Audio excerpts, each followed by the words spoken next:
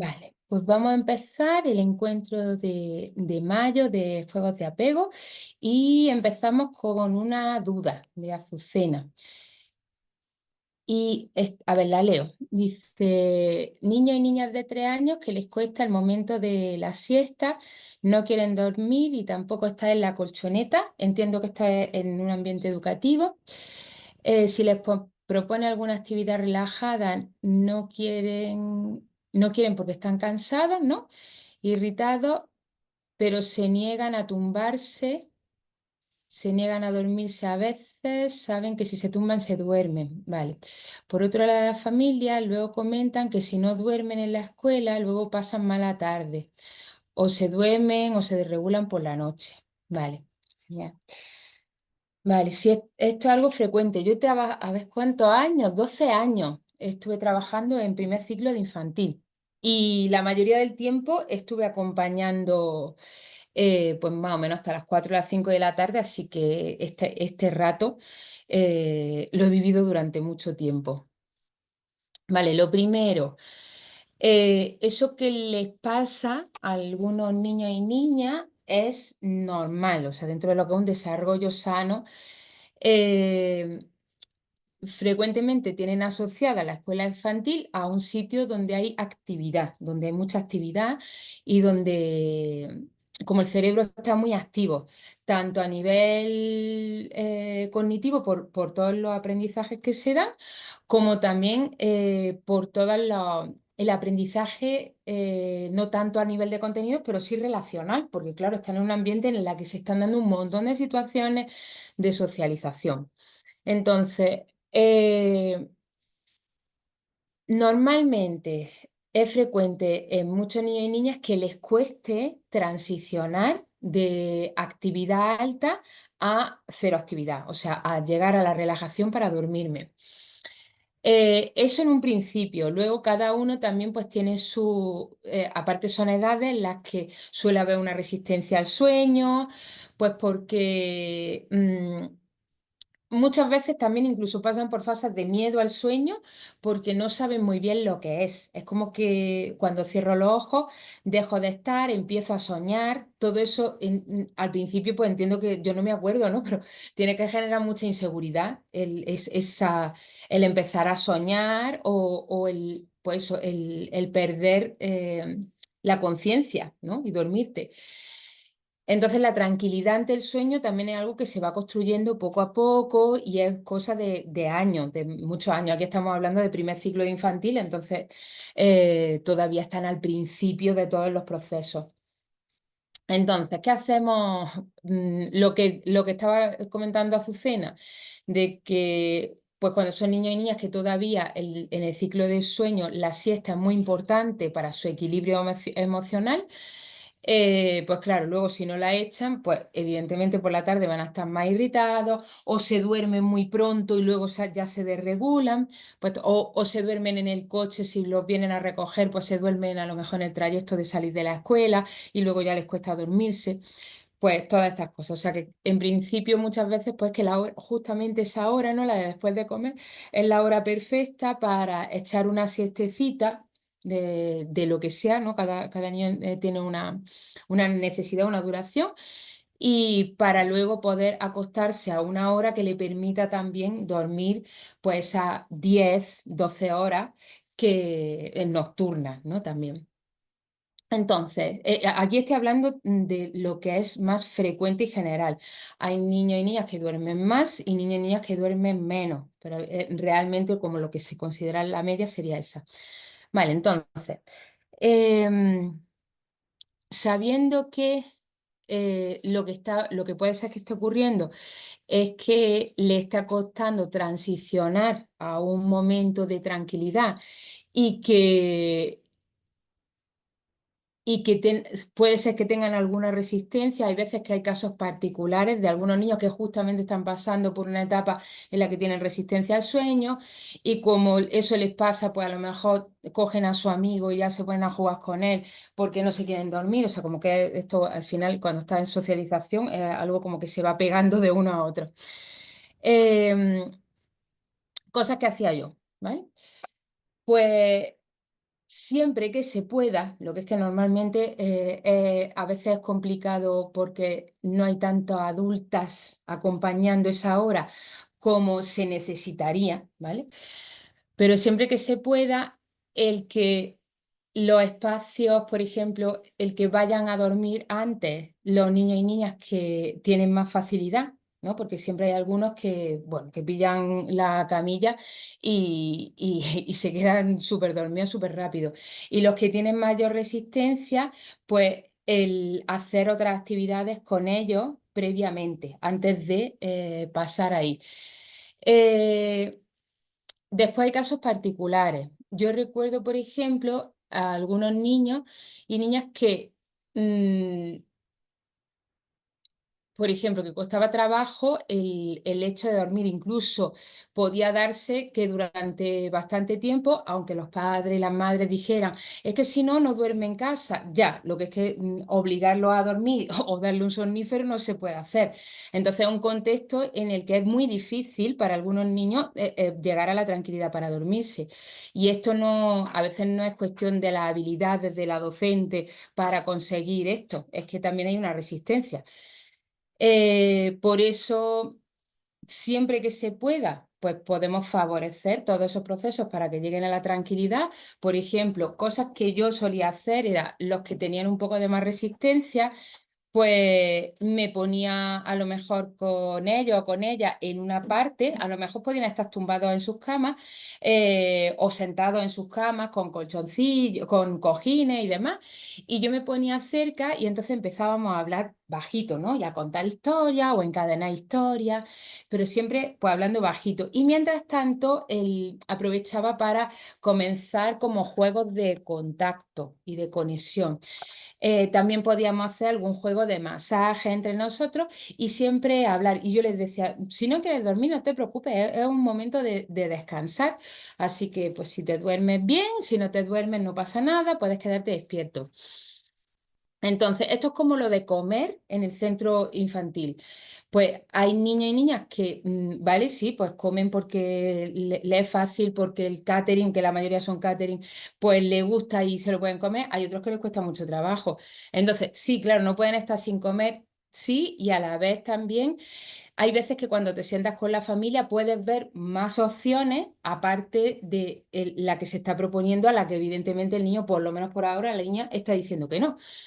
Entonces, la hora de dormir también pasa lo mismo. La responsabilidad, o sea, desde la escuela infantil se puede cuidar lo más posible el que el dormir se dé, y luego hay veces que no está todo en nuestras manos. Entonces, el poder hacer una tutoría con la familia y ver qué hacemos, qué se hace en casa, que si, por ejemplo, tienen algún, por ejemplo, vale, algo que también se me ocurre. Hay muchos centros infantiles que no dejan utilizar chupete o la herramienta de regulación que tenga ese niño o esa niña, porque tienen que aprender a regularse solos y solas. Esto en primer ciclo de infantil es súper.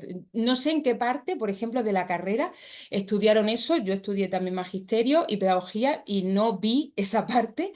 Y después estudié psicología, educación emocional, y en ningún momento he visto esta parte de que los niños y niñas de 0 a 3 años tienen que aprender a regularse de estas maneras. En principio todavía está en una etapa de heterorregulación, o sea que requieren mucho del ambiente.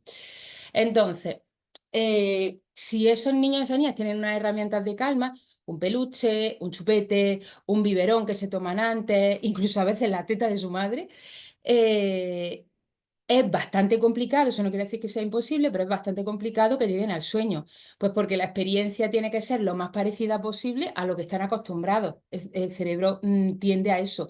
Vale, cuando me da una experiencia parecida, yo me puedo adaptar a eso y otra vez propiciar el sueño.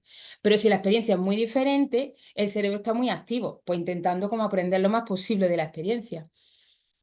Entonces, tutoría con la familia, ver qué herramientas de calma tienen, qué dinámicas tienen para dormir, cuando duerme siesta, cómo lo hacen. A veces, venga, pues lo que normalmente hacemos es que uno de los dos se acuesta con él, con la persiana bajada y se queda tumbado con él hasta que se duerme. Bueno, pues eso, por ejemplo, es algo que yo solía imitar, pues poniendo la clase lo más oscura posible, poniéndole sabanita o colchitas, porque siempre el estar tapado ayuda, ¿no? A esa sensación de recogimiento, poniéndome cerca de ellos, ¿no? A veces tenía como dos, tres, cuatro, intentando como hacer cosquillas y tocar y cantar bajito. Así que esto es lo que normalmente hacía, pero siempre mucha comunicación con la familia, sobre todo cuando nos están diciendo, es que si no duerme hay un problema por la tarde. Vale, pues vamos a ver cómo entre el mundo adulto, entre la casa y la escuela, podemos generar una experiencia lo más parecida posible. Si se puede en la escuela, bien, y si no, pues habrá que encontrar otra forma fuera de la escuela, pues que venga a recogerlo la abuela, el abuelo o quien sea, para que pueda echarse la siesta, porque a lo mejor es difícil para ese niño pues hacerlo en la escuela. Entonces, recursos que tenemos ahí, hablar con la familia y ver lo que a ese niño le funciona, y aparte de eso, propiciar el contacto físico, siempre y cuando ese niño tenga un vínculo muy fuerte con la persona con la que se está quedando. Esto, por ejemplo, a veces también es un problema en una escuela infantil, porque hay veces que como van por turno, pues la persona con la que tiene el vínculo se va porque ha terminado su turno y luego entra otra persona que es la que le acompaña, a lo mejor comedor y siesta. Pues bueno, a no ser que te vincules con esa persona también, es que son edades en las que todo esto son factores que no favorecen la confianza, entonces pues es más difícil. A algunos les será fácil y eso no quiere decir que esa estrategia funcione para todos. Es una estrategia que lo pone un poco difícil a muchos niños y niñas. Entonces, cuanta más continuidad humana haya, mejor. Cuanto mayor vínculo afectivo haya con las personas con las que están, mejor. Cuantas más dinámicas tenga esa persona de relajación, de juegos de contacto, pues mejor. Y cuanta más comunicación con la familia con respecto a cuáles son las herramientas de regulación, mejor.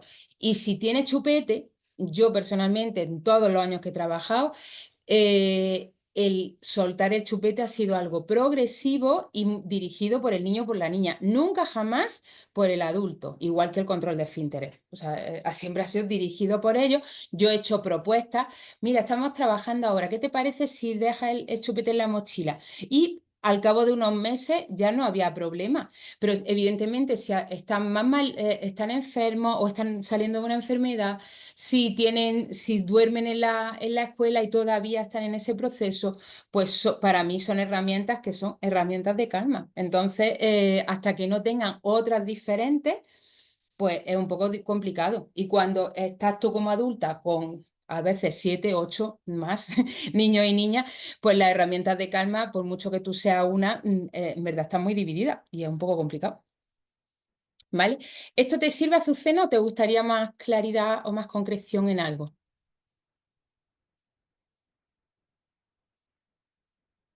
Vale. ¿Quieres que especifiquemos algo más o quieres ver alguna situación más?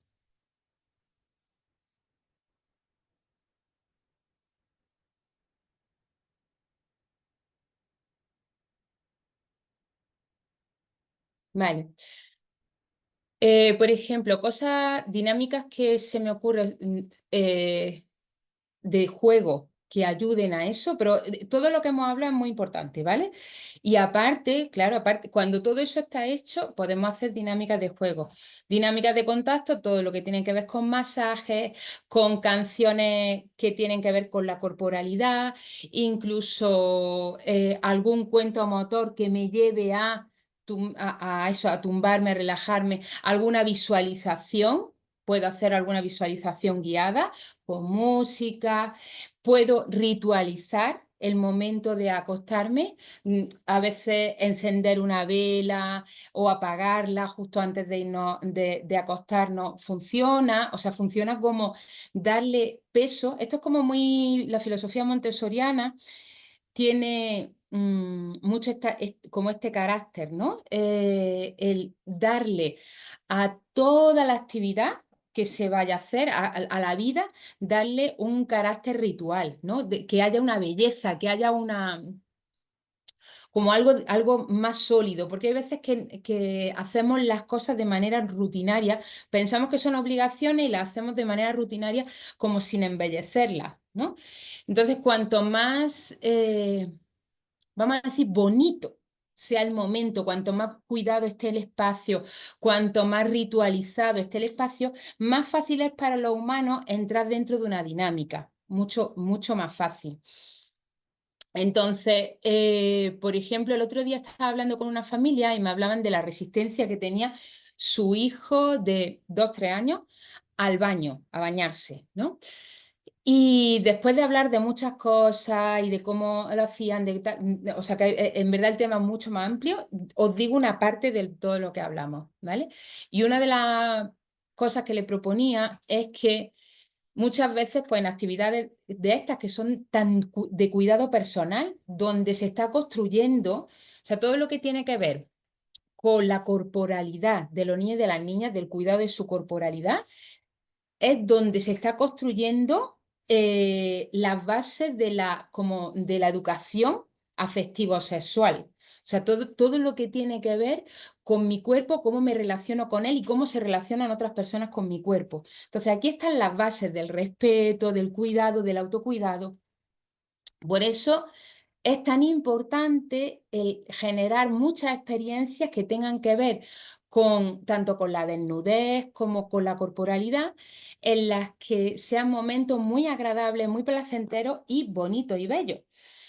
Entonces, una ducha, vale, es que no tenemos baño y claro, es verdad que los baños pueden hacer, vale, una ducha se puede embellecer mucho de muchas formas, tanto generando juegos para entrar como una dinámica para empezar la ducha y para terminarla. Por ejemplo, la dinámica de encender una vela y luego apagarla, eso es como un acto muy ritual que a ellos muchas veces les gusta a estas edades porque implica como el estar ya trabajando con algo que es un poco peligroso, en la que hay que trabajar la prudencia.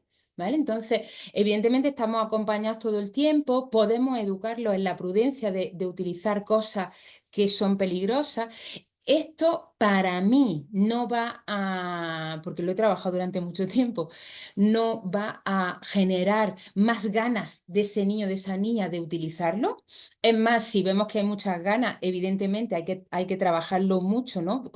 Con ese niño, esa niña, para que como que esas ganas, ese hambre que tiene de esa experiencia ya se sacie. Y así que puedan ser como esas experiencias acompañadas por el adulto, porque si no va a hacerlo pues, a escondidas del adulto, que eso es lo que no queremos que pase, porque ahí es donde puede haber un peligro.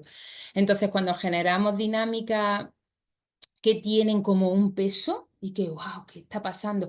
Si no queremos utilizar velas, podemos utilizar otras cosas, de encender una lamparita que sea especialmente bonita, de utilizar esencias, flores, jabones diferentes, muchas cosas. Hay un montón de dinámicas que podemos utilizar para embellecer ese momento. Y evidentemente, pues ducharnos con ellos, hacernos algún masaje, lavarnos. Venga, pues me lavas tú primero a mí y yo te lo hago después a ti. Muchas cosas. Pintar con cera en la ducha, ceras especiales, o hacer tinte que sirva para limpiar. O sea, muchas cosas podemos hacer para embellecer el momento. Entonces, ¿con esto a dónde voy? Que hay veces que consideramos que estas rutinas que son como muy cotidianas, hay que hacerlas de manera mecánica, y los niños y las niñas tienen una grandísima resistencia a que eso se convierta en una rutina mecánica. Muchos niños y niñas entran en ese tipo de rutina cuando hemos podido generar una belleza y un peso en el ritual que lo acompaña. Entonces, por ejemplo, pedagogías como Waldorf o Montessori utilizan mucho como esta clave de vamos a embellecer toda esta dinámica. En Baldor, por ejemplo, se utiliza mucho la canción y también las texturas, los colores, para hacer de la experiencia una experiencia como muy sensorial, igual que en Montessori, aunque de otra manera, ¿vale? Entonces esa sería como otra clave que creo que es muy importante, el darle una vuelta de tuerca a ver cómo puedo embellecer esta situación a nivel sensorial, tanto a nivel de vista como a nivel de tacto, como a nivel auditivo, qué sonidos pongo. Hay veces, hay guarderías que para que se duerman les ponen una película. Yo es como, ni confirmo ni desmiento. Solamente que sí, evidentemente habrá algunos que se duermen, pero es que hay otros que no, que se van a quedar viendo la película todo el rato. Poner música, pues puede servirnos. Todo esto hay que también ir probando para ver con quiénes sí funciona, con quiénes no, qué herramientas tienen unos, qué herramientas tienen otros y hacer algo colectivo. Y si no funciona, pues poder hablar con las familias para poder llegar a algo que funcione y si no, pues proponerle entonces, vale, ¿cómo lo hacemos? Para que vuestro niño pueda descansar o vuestra niña pueda descansar todas las horas que necesita. Vale. Vale, genial. Muy bien, Azucena. Pues entonces lo dejamos hoy aquí. Hoy hemos sido breves. De todas maneras, el jueves volvemos a tener encuentro que también será especial educadora, pero bueno, como a veces entráis familia o hacéis alguna duda de familia, a mí me da un poco igual porque al final creo que nos va a servir a todas, ¿vale? Ah, bueno, me dice otro caso, perfecto. Venga, venga, dale, te espero.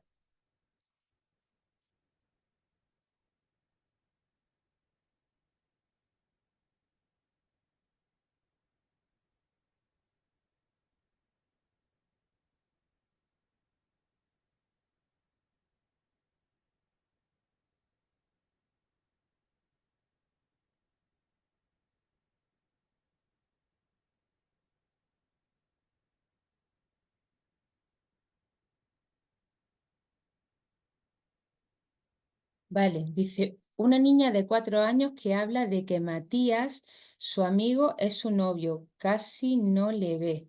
En la familia no hablan de novios, ¿vale? ¿Y te gustaría saber de dónde viene, por ejemplo, bueno, como el que utilice esta palabra?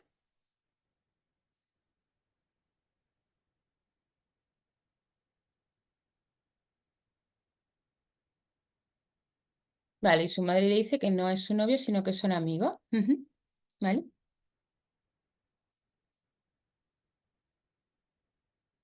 Vale, vale, lo primero para mí es antes de negar algo que está diciendo ella, a mí me da igual la edad que tenga, ¿vale? Antes de negar es saber qué significado le está dando. Por ejemplo, y cuando tú dices que es tu novio, ¿a qué te refieres? ¿Qué hacéis juntos? Porque muchas veces o sea, lo que está mostrando, porque aunque en su familia no hablen de novios ni nada de eso, es prácticamente imposible que no lo haya escuchado por ahí, que no lo haya visto en alguna película, que no, es que es algo que está dentro de nuestra cultura. Entonces es una palabra que es fácil que la haya escuchado.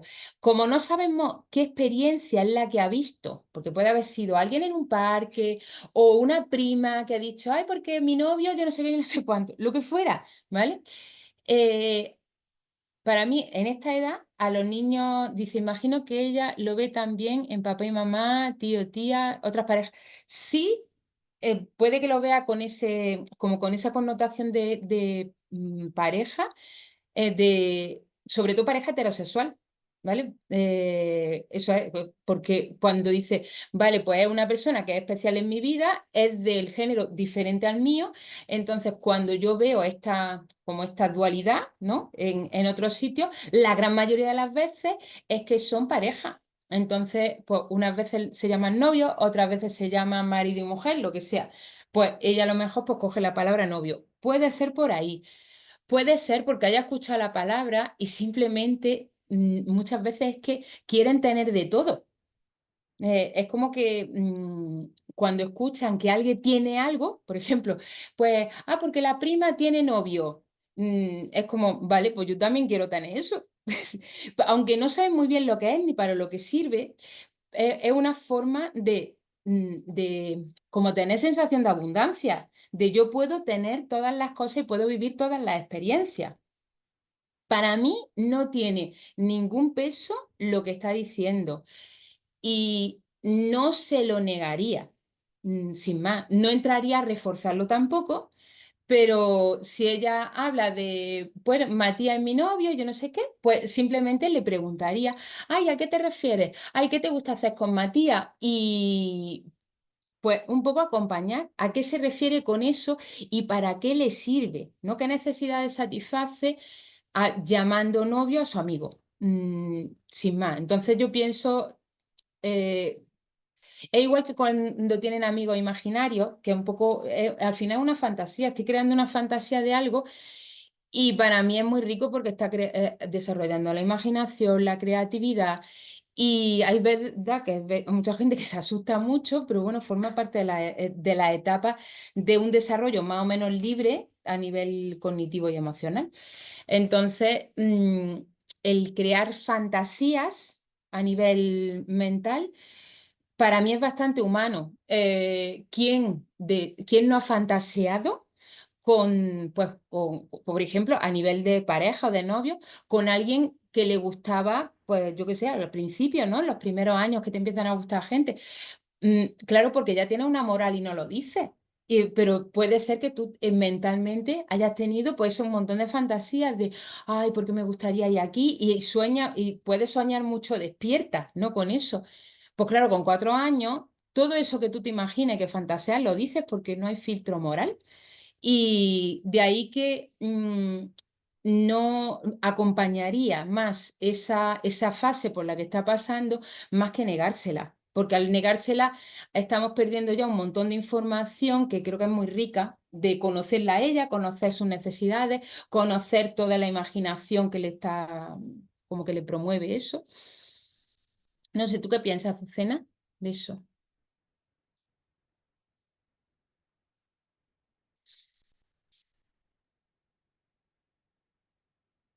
Vale, genial. Vale, ¿tiene alguna duda con esto? ¿O te gustaría meter alguna reflexión? Es que como estamos así por el chat y... Vale, genial. Sí, genial. Si, por ejemplo, si a la madre le cuesta mucho acompañarlo porque no termine de verlo, pues sí que le preguntaría un poco, pues, ¿qué te preocupa? ¿Qué te incomoda? Cuando piensas que es mejor decirle que pare de hacerlo porque lo hace, porque normalmente suele ser como miedo a que en el futuro, o sea, los padres y las madres suelen generar límites tempranos. Dice la madre, le preocupa, vale, pues hay veces que esto en tutoría hay que trabajarlo, o sea, es hablar de, vale, ¿qué te preocupa? ¿Y qué crees que podría pasar? ¿Y cómo podemos cuidarlo sin negarle la experiencia? Por ejemplo, imagínate que esa dinámica de negarle a la niña algo pues termina siendo así, pues yo qué sé, pues que puede ser que la niña poco a poco, o sea, si tiene esta dinámica, ¿no? De lo que yo digo, o sea, yo soy tu madre y lo que yo pienso es lo que tengo razón, y tú, aunque estés pensando una cosa, no es verdad, es mentira, te lo estás inventando. Esta forma de, a veces, de acompañar, ¿no? Puede llevarnos a que cuando ya sean un poco más mayores, pues no nos cuenten las cosas. Porque para qué si por ejemplo, el otro día tenía una sesión con una niña de 13 años que, pues claro, pues que ya llega un momento que ya con el padre y con la madre no se comunica. Claro, y le han pasado cosas bastante fuertes y algo que, por ejemplo, ahora, y es una niña que estudia muchísimo, que hace deporte, o sea, que en ningún momento, pues claro, te preocupas, pues claro, hasta que te das cuenta que no tiene con quién hablar las cosas, que hay cosas que la desbordan, y una de las dinámicas bueno, que parece que están de moda ahora, pero ya llevan mucho tiempo, sobre todo en adolescentes y en jóvenes, es que pues, personas que no pueden gestionar bien la ansiedad y que no saben cómo comunicar o que lo que le está pasando es muy gordo, hay veces que se hacen cortes. en el cuerpo, algo que yo no termino de ver la relación, pero parece que tiene como un sentido a nivel como ritual, es como quiero acordarme de esto que me ha pasado, entonces como que dejo una marca en mi cuerpo que tiene que ver con eso. Supongo que cada persona que lo haga tendrá una motivación. Por eso pienso que es tan importante mantener un espacio de confianza, de seguridad, de comunicación, porque luego llega un momento en lo que hay etapas que hay veces que se cierran mucho, pues porque piensan que no les vamos a entender o lo que sea, y pues bueno, pues este tipo de formas de gestionar emocionalmente que pueden ser dañinas, pues están ahí y están en las redes sociales y se anima mucho a que las utilicen, y como son retos y los niños y las niñas en la adolescencia, pues los retos les gustan. Pues bueno, entonces cuanto antes se empiece a, creo yo, a cultivar como un acompañamiento un poco más de escucha y respetuoso, mejor, porque si empezamos ya cuando, pues cuando ya le vemos la oreja al lobo, pues un poco más complicado, sobre todo al final de desmontar patrones nuestros. Pero bueno, por si eso te sirve a la hora de acompañarla en esa preocupación, ¿vale? Pues muy bien, Azucena, muchas gracias, porque has traído temas ahí súper importantes. Venga, dale, te comento otro. Hoy estamos como en sesión privada.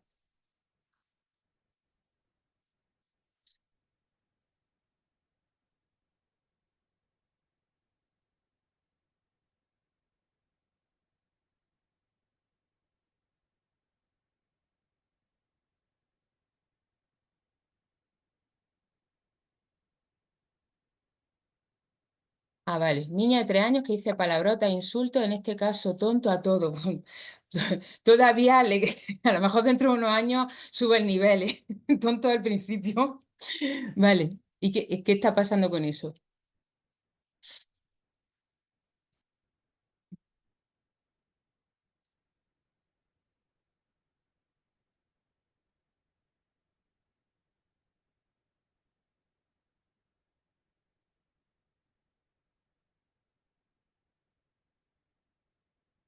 Es verdad que su discurso puede tener razón, pero el tonto es violento cuando lo dice.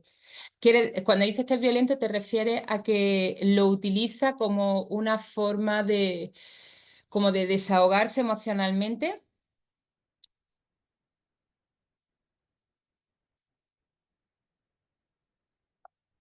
Sí, de desahogo, vale.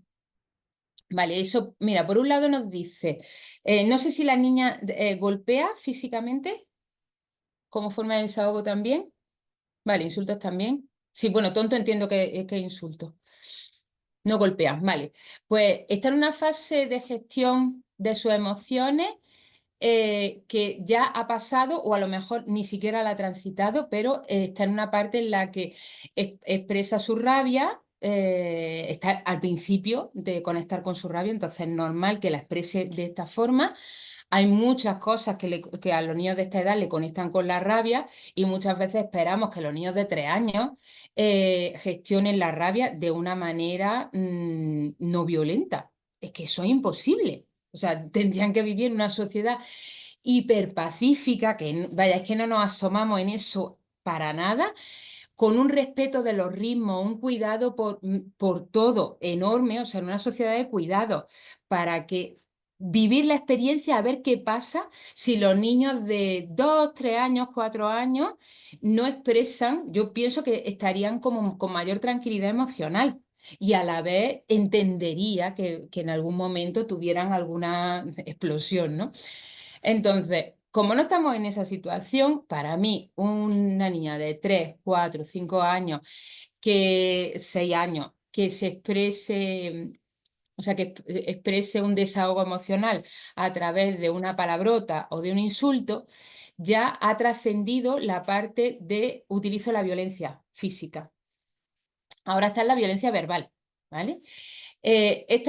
Mira, hay adultos que todavía no han trascendido la violencia física cuando están enfadados, incluso adultos que golpean a su hijo y a su hija. Esto, cuando yo lo pregunto en centros de secundaria, en centros de primaria, ¿a quién le siguen pegando su padre y su madre cuando los adultos se enfadan? Y la mayoría siguen levantando la mano. O sea que imagínate qué esperamos que haga, qué contención esperamos de los niños de 3 o 4 años ante una situación que le está incomodando, cuando todavía no tiene ni ha empezado a desarrollar de manera eficaz la parte esta de la corteza prefrontal, que es la que puede regular emocionalmente, y que le faltan todavía 4 años para que empiece eso.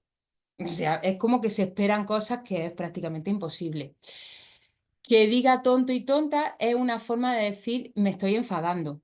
Mi manera de acompañarlo sería el, cuando dices tonto entiendo que estás enfadada, ¿verdad? Que te ha pasado esto y estás enfadada. Bueno, a yo no sé quién prefiere que le digas que estás enfadada que le digas tonto. Pero esto, cuando tú estás enfadado, como no estás actuando con la parte racional, todo este aprendizaje que yo le estoy dando muchas veces no lo va a retener. Y cuando otra vez esté enfadada, no tiene acceso a esa parte. Entonces no puede, espérate, ¿qué me dijo Flor la última vez que hablamos? Que le dijera que yo estaba, que hablara de mí en lugar de hablar de la otra persona, que pusiera el foco en mí. Esto la mayoría de los adultos ni lo hacen.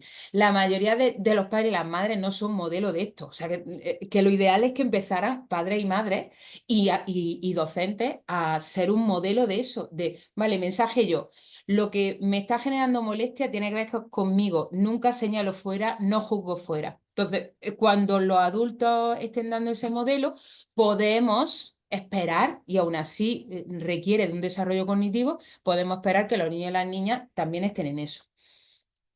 Mira, por ejemplo, el otro día tenía una sesión con una madre que su hijo de 5 años estaba, cuando se enfadaba, parece ser que tiene procesos de rabia y de enfado muy fuertes, se han mudado algunas veces y también están pasando cosas a nivel familiar, pues grita a la madre con mucha fuerza y utiliza la palabra puta, puta mamá. Esto que nos puede parecer enorme y cuando las madres tienen como un trasfondo también feminista y de sí, como, y una idea de a mí no me pueden avasallar, no me pueden victimizar, y me lo está diciendo mi hijo en masculino, se me pueden despertar todos los fantasmas del pasado diciendo mi hijo va a ser un futuro agresor, o sea, aquí como poniéndole un montón de peso a todo esto y esto lo tengo que cortar cuanto antes mejor para que... Vale, pues explorando un poco la situación con la madre, primero vimos que para ella no sería igual si hubiera tenido una hija que le dijera eso, así se lo dijera a su hijo. O sea, como que ya le está dando un peso por el género que tiene su hijo. Es cosa que el niño evidentemente es totalmente ajeno a eso. Y cuando le pregunté, le digo, mira, normalmente esa palabra es que la han escuchado en su entorno. Si no la han escuchado en la escuela y se han dado cuenta de que realmente es una palabra que genera un impacto, pues la escuchan en alguna parte. Y me dice, hombre, yo cuando me enfado mucho, pues siempre digo, puto yo no sé qué, puto yo no sé cuánto. Y le digo, vale, pues entonces para mí lo único que está haciendo es seguir el modelo. Cuando tú te enfadas y llegas a tu límite en el enfado, tu límite, o sea, cuando en la forma de expresar al mundo que está muy enfadada, es utilizar esa palabra. Entonces, la forma de él expresarte que está muy enfadado es utilizar esa palabra y te lo expresa a ti y te lo dice a ti. Por eso creo que es tan importante el darnos cuenta el para qué son estas palabras. Y en la comunicación no violenta, o sea, cualquier juicio que haga alguien hacia mí, habla más del estado emocional de esa persona y de lo que le pasa y lo que necesita, más de lo que yo soy. O sea, no está hablando de que yo sea tonto, por ejemplo, como dice esta niña. No, es simplemente, muchas veces utilizan el tonto cuando quieren decir el no me entiendes, no estoy enfadada, es como estoy desvinculada de ti. Pero claro, no saben decir eso, es mucho más fácil decir tonto. Ya está, es como una abreviatura para explicarte como un estado emocional. Estoy en el estado de tonto o de tonta. Así que desde los adultos, muy importante, dar un modelo coherente, pues si yo quiero que como al final, ¿no? En unos años, mi hijo mi hija, o mi hija no insulte y bueno, que palabrotas, o sea, yo por ejemplo, las palabrotas las tengo súper integradas, no me molestan las palabrotas, intento no hacerlo en contextos que creo que pueden molestar, pero si no tiene ese contexto, la utilizo en esa libertad del lenguaje. Insultar, no, pues ya está. Insultar no insulto, igual que no golpeo, ¿vale? Pero esos son los límites que yo quiero ponerme. Entonces, intentamos dar un modelo lo más coherente posible y mientras ese modelo todavía no se ha integrado en ese niño o en esa niña, se acompaña desde la comprensión.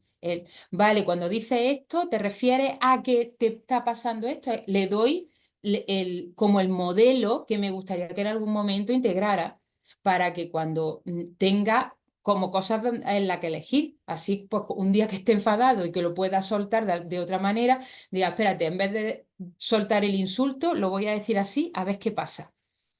¿Vale? Entonces, para mí, con esta edad y decir eso es lo más normal del mundo y como te he dicho al principio, puede ser que sea el principio del mundo de los insultos, porque hay veces que pasan por unas cuantas palabras antes de ya integrar eso y generar, pero siempre que haya un modelo, generar un modelo más empático, más saludable, más pacífico de expresar sus emociones. Pero ya te digo, siempre que haya un modelo. Si no está ese modelo, pues va a ser un poco difícil. ¿Vale?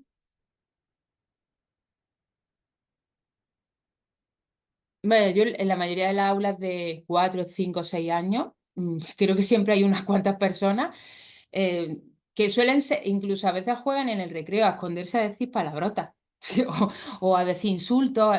Es una forma de jugar con la cultura que para mí también es rica, forma parte de, pues eso, de aprender, el darnos cuenta que hay cosas que como que están prohibidas, son esas pequeñas travesuras.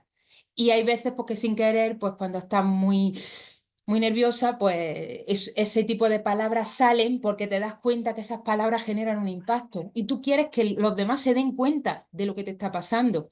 ¿Cómo se lo dices? Pues claro, tonto es rápido, es súper rápido. Entonces, su cerebro no se está equivocando, lo está haciendo por algo está utilizando esa palabra y para mí está buscando un impacto y ese impacto normalmente es empatía. Alguien que insulta a alguien quiere ser visto. Es como, te digo algo, vale, eso me sirve para desahogarme, pero a la vez, si yo no quisiera tener conexión contigo, no te digo nada, no gasto ni energía. Pero cuando te digo algo, es porque quiero que tú sepas lo que yo pienso de ti. Y al final eso es unas ganas de que tú me comprendas, cuando lo queremos mirar de una manera benevolente. ¿Vale? En este caso de los niños, pues sí, hay una necesidad de comprensión, de apoyo. Quiero que me apoye en esta situación que me está pasando. ¿Vale?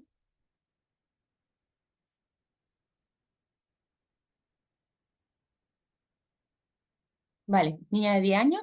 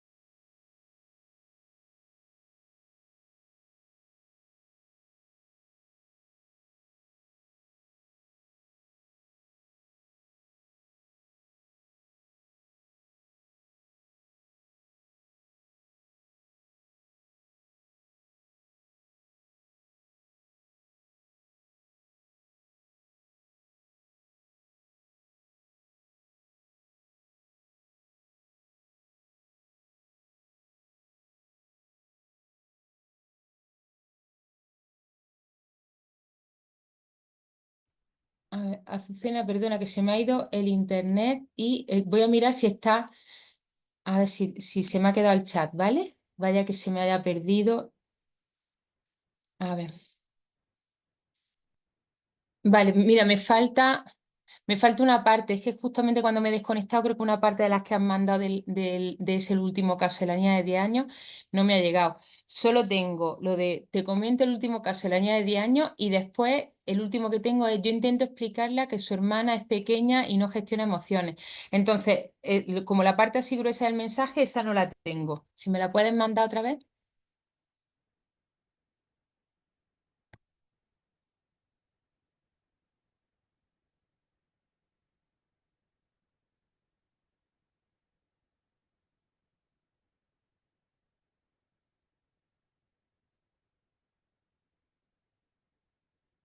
Bueno, o escribirlo. Si no me la puedes copiar, es que no la veo. Entonces no te la puedo responder, porque no veo, o sea, la parte de la duda. Como se ha descolgado el internet, pues no ha entrado esa parte.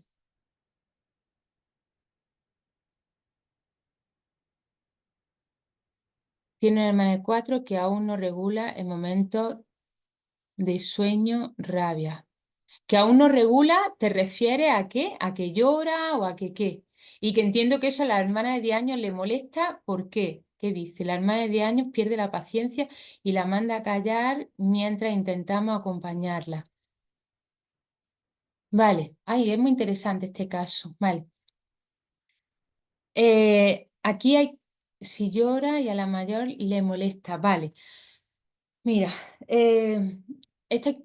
no sé, tú conoces a la familia, habla con la familia. Es que estos casos, para verlos bien, hay que entender bien, o sea, hay que entender bien la familia, porque son dinámicas que se están dando en la casa muchas veces, que aunque fuera se repitan, pero por ejemplo, esa incomodidad de la hermana de 10 años con el llanto de la de 4 años, muchas veces tiene que ver con cosas que pasan en casa.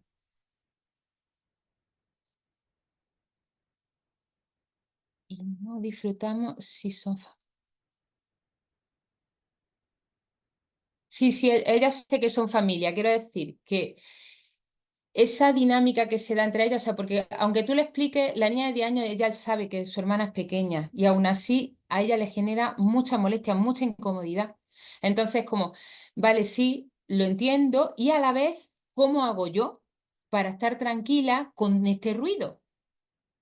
Y puede ser que sea frecuente, porque entiendo que si es algo que no es muy frecuente, que se da solo de vez en cuando, si es el caso, si es solo solamente se da de vez en cuando, pues bueno, esto también lo podemos hablar. Pero si es algo que es que la de 4 años, bueno, llora con frecuencia, también es algo que podemos ver. ¿Qué pasa en casa cuando la hermana de 4 años llora? ¿Cómo la acompañan los padres? ¿Qué le dicen a la mayor? ¿Cómo se ha organizado esto? Porque cuando tenía 6 años la mayor fue cuando nació la pequeña. ¿Qué pasaba al principio con la pequeña? Si lloraba mucho y a ella le condicionaba el sueño. O sea que hay muchas cosas aquí de la situación de estas dos niñas que habría que entender. O sea, esto, por ejemplo, esta situación en sí la trabajaría en una sesión con la familia. Porque hay muchas preguntas que como que yo haría para entender bien a esa niña de 10 años porque creo que le está pasando algo y es algo a nivel relacional con su hermana. Entonces, explicarle que su hermana es pequeña, que no gestiona las emociones, si se lo explica una vez, lo entiende y ya le puede dar sentido a esa molestia que siente y relativizarla, genial, pero entiendo que se lo había explicado y que sigue que generando la incomodidad. Entonces, hay algo más profundo que hay que trabajar. No sé lo que puede ser, pero ya te digo, es algo relacional que se está dando de cómo se acompaña el llanto en la familia, de cómo reclama atención a lo mejor la de 4 años con respecto al llanto y qué le pasa a la de 10 años con respecto a eso, qué atención recibe ella, cómo fue al principio cuando ella tenía 6 años y nació la pequeña, cómo fue lo del llanto y demás. Pues todo eso, o sea, como que son un montón de preguntas que nos van a hacer tener claridad con la niña de 10 años.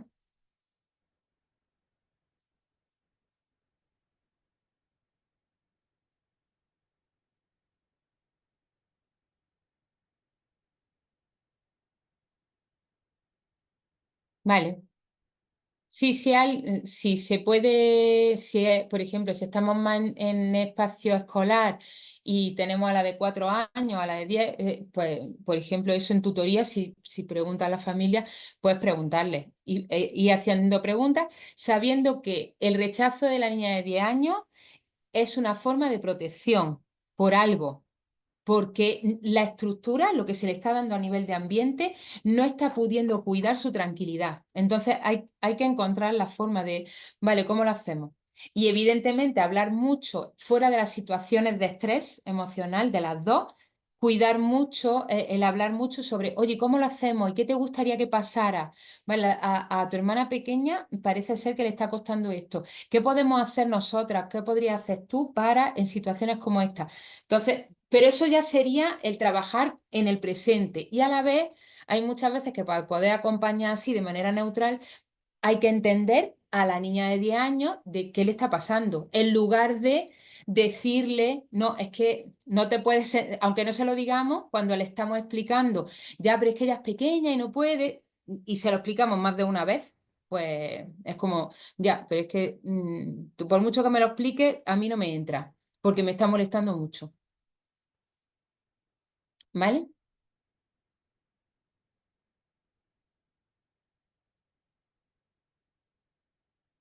Muchas gracias a ti, Azucena.